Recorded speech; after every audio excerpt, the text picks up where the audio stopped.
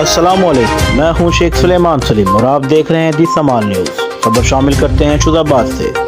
Zonal commander DIG Mohammad Salim Chaudhry ने महकमा food की दरख्वास्त पर गंदम की ज़िली हदूद से गैर कानूनी तरीके से नकल अमल पर पाबंदी आयद करने के लिए महकमा फूड के अफसरान से ऑपरेशनल मीटिंग और ताउन का हुक्म जारी कर दिया। DIG सलीम चौधरी के हुक्मनामे की रोशनी में sector commander Rana Mohammad Ismail, DSP Musabbir Ali और दरगाम बलोच की महकमा खुराक के deputy director Multan division Shahid Khokhar और district food controller Multan Abdul Majid से गंदम की ज़िली हदूद से बाहर गैर कानूनी नकल अमल की रोकथाम के लिए तमाम तर अंबार पर तबादला ख्याल।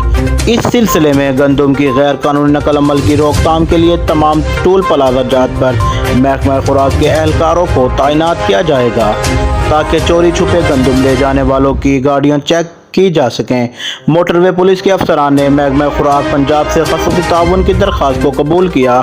DIG मोहम्मद सलीम चौधरी ने दोनों महकमों के अफसरान का एक दूसरे के ताउन को खुश आइंद करार दे दिया।